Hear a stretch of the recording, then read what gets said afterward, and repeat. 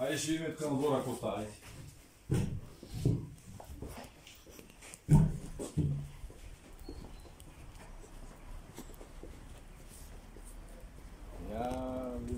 Картинки има сега. Хубаво, малко по-далече. Значи гледай се, машината може да се нагажда по дължина, както е удобно на тебе, тук има дупки, штрак, може да става по-дълга, по-къса, то е ясно. Ето тук се пъхат антената и се пъха тук в електронния блок, има си едно каналче, което води, слагаш го така, штрак, завърташ тази гайка, да не мърда много. Има си предпазител, като я махнеш. Питата виж 28 см антена, чека хубав протектор, има гумен, не е някакъв пластмасов да се напука, да се щупи. Тук се завърта, това тук е протектор да не се кърши кабела. Така. Батерица е тук вътре, акумулаторни батерии, зареждат се с зарядно устройство. Тук можеш да си ги отвориш, да си ги сменяш, да си ги махаш, каквото искаш да правиш. Тук е говорителя, дето се чува звука. Друго, сериен номер, той се пише там гаранцията в фактурата. Настройки. Има си дисплей машината, много важно. Подчертаем. Така. Това тук е за слушалки, ако искаш да са на главата някакви работи. Така. Иначе си има, когато се включи, има си контрол за силата на звука. Включваш, засилваш, по-силно, по-слабо се чува, което си е много хубаво. Имаш работа на 2 тона, работа на 1 тон. Това с тоновите какво означава? Това е тонална дискриминация. На 1 тон, когато штракнеш нагоре това ключе, машината спира да дава сигнал, да дава звук на железните метали, на железните предмети. Железа, там разни пирони, гвозди, там каквото сетиш. И издава само един пим-пим сигнал на цветните метали. Тук като штракнеш на 2 тона, желязото вече го имаш като сигнал на него. На такъв нисък тон, Z, а на високия тон пим-пим се остават цветните метали. Когато са на 1 тон, виж как има една чертичка и тук отива към дискриминацията, към нивото на дискриминация.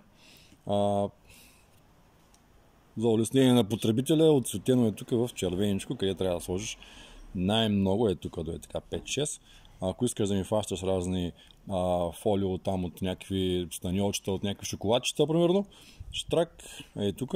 Обаче знаеш, това е нож с 2 острията, колеги, защото има някакви дребни златни предмети, примерно златна обичка, златно пръстенче и такива дребни неща, които ако засилиш много дискриминацията и да дадеш на фолио, може машината да не ги отчете като сигнал вече, да ги няма за нея. Защото електропроводимостта им се доближава много до железните предмети, а желязото се дискриминира някъде до тази степен. И за препоръчване, както си да си нарисувано е тук, си оцветено в червено, тук си държи дискриминацията. Разбираш ли? Мълчиш, нищо не казваш. Да, гледам и слушам, попивам, докато не пил, не искам да... Много работи станаха, глик запомниш, не знам, обаче машината си има опътване. Няколко страници, там спиш всичко. Тайче, няма проблем. След това нещо е тук, се прави колко да е дълбока машината. Сега то не може да стигне баш до края, ще покажа после що. Тук е някъде 4-5. Добре. Виж какво пише тук са. Желязо, фолио, злато, сребро. Тук ще излезнете ни работки, така ще мърдат, ще пише едни цифрички и като хванеш някакъв метал, горе-долу ще ориентира какво може да се хванал. Хайде да пуснем да видим, чак го намалим малко. Да видим. Да цъкнем. Така. Ето. Това е VGA, това означава Video Display Identification. Поне аз така се го превеждам, сега не знам. Значи, виж как има една черта е тук. До тая черта, когато минеш през някакъв железен предмет, това барче, това тук квадратче, ще мърди в тази част на дисплейчето, отсам с чертичката. Ако е нещо цветно, ще мърда от тази страна. И някъде ще се позиционира на това ли ще е, на фолио ли ще е, на злато ли ще е, на сребро ли ще е, някъде там ще се позиционира това нещо. Да знаеш. И когато, примерно, минеш през някакъв метал, трябва да намерим нещо. Да го засилим малко. Това тук 18 кГц. Къде го пише? Това нещо е честотата на машината. Машината се казва Apollonia Gold и работи на 18 кГц. Това са относително високи кГц, което ви позволява да работи добре в роден и да хваща дребни сигнали в дребни сигнали, като златни такива парченца, златни нещица, разни обички, такива по плажа може да търсиш, спокойно си ги хващаш. На високата честота се хващат, те по-лесно, колкото на ниската честота. Така. Машинен тест с автоматичен земен баланс. Видя, че няма тук настройка за земята. Штракаш и тръгваш. Тя сега си мълчи. Това нещо тук. Виж как се чува едно припукване. Сега в принцип, ако сме някъде на нивата, ще се чува едно такова по-мазничко. Обаче тук сме в двора. Има трифазен ток, има интернет, има жици, има какво се сетиш. Подземни кабели, интернети, всичко.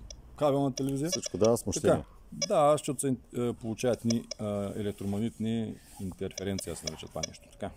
Затова ще го намалим и тук. Не можем да направим тук, нали, машината да работи максимално дълбоко. В такова положение просто трябва да направим да работи максимално стабилно. Сега виждаш тук някъде на 2 няма никакъв звук, значи спокойно може да се работим на 2. Сега сме штракнали на 1 тон. Демек железата, ако има някакво по-кофто желязо, някоя халка, капачка, нещо може да прескърца, а пък цветния метал ще се го даде хубав. Айде да им какво ще направим.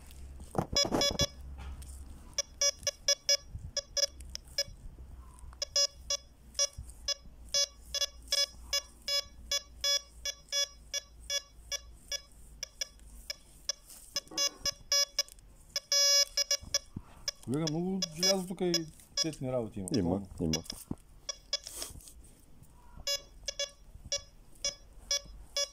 Ива сега да видиш колко показва тук. Това е един.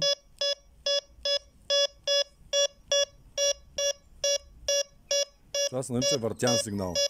Най-вероятно нещо като капачка от бира, да кажем. Виж, дава го минус, дава го плюс. Да. Ако чакам на 2 тона да видим кой ще го каже.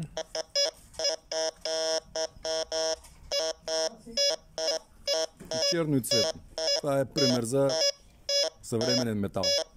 Съвременно желязо, което се окислило, оксидирало, да кажем. Така, айде на 1 тон. Ще търсим нещо цветно наистина.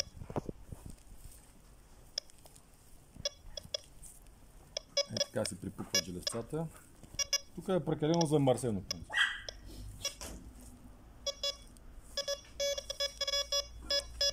Ето тук има нещо.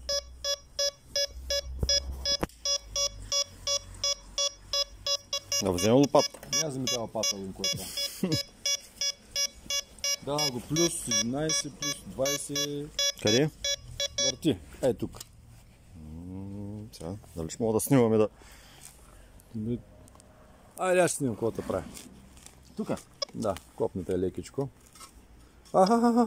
Тя отгоре направо стинката. Опа. Колко е?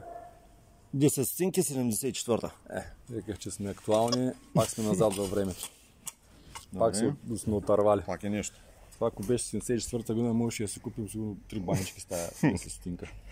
Давай нататък да видим какво става.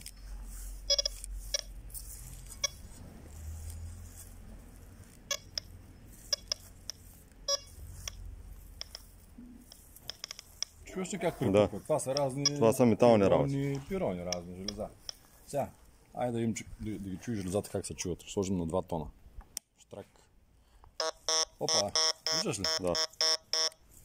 Сега ще го дискриминираме желязото, като штракнем дискриминация тонална. Само да се чува звука само на цвета. Штрак нагоре. Оп, няма го желязото. Виж, леко да припукване. Леко припукване, да. Леко припукване. В принцип, ако е само едно желязо, може и въобще да не го чуе, обаче тук е пълно с железа сега тук на терена, тъй че. Ако завъртим малко да намерим нещо цветно.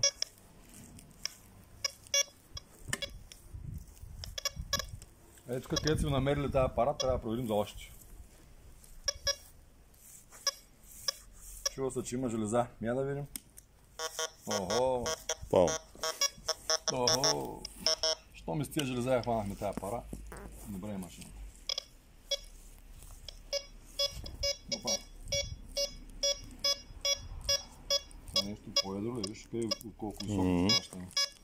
Не е намалена машината, не е изобщо надута. Старвах парата. Я утре с лопатите, ето къдем кой има.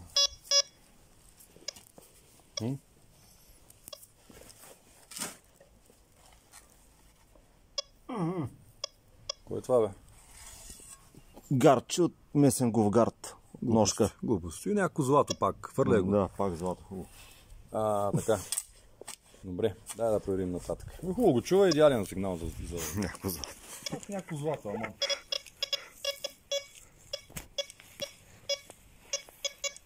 Гледа, какво е това тук? Никой не знае. Плюс 45, обаче аз направо го виждам, бе. Това е пак някаква златна монета. Пак ли? Намерих. Виж. На този двор пълен с пари, бе. Това е поне актуална. Айде, събирай за яхта. Да, за яхта. Давай нататък. Плътноходка.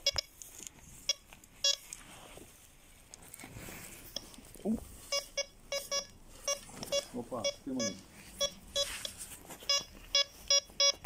Виж, това е нещо пак. Плитко ли е, голямо ли е? Давай тук, купни е тук да видим кой. Дай ще държа този телефон. Тук е? Там някъде беше. Колега, ние ме пинпойнтери в магазина. Що не взехме един? Кой е това, бе? Пак ли злато, я? Медно злато. Това Медна тръба. Дърта мед. Събирай това за пункта. Това е ценно, не е като злато. С месинг. Събирай. Айде да им нататък. Добре.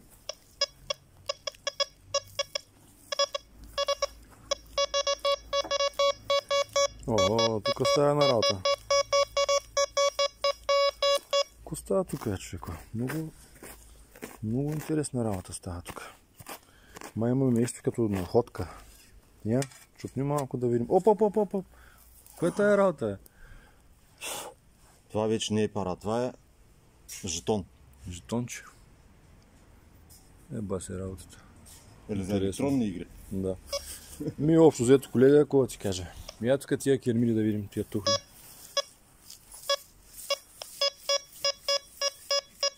Тук кой има отдолу? Я дигай. Да видим под тухлите кой има.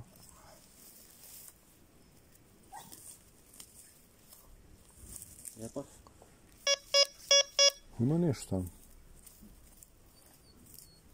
Може би един пинпойнтер трябва да взе. Ти не каза, че искаш пинпойнтер. Аха. Опа. Някаква паричка има там скрита. Сега колега, това тук аз съм го слагал. Това е за показното как се хваща под тухла, под кермида, защото има хора питат под камък хваща ли, под кермида хваща ли. Ето е, хваща. Стоя там, ще видим после.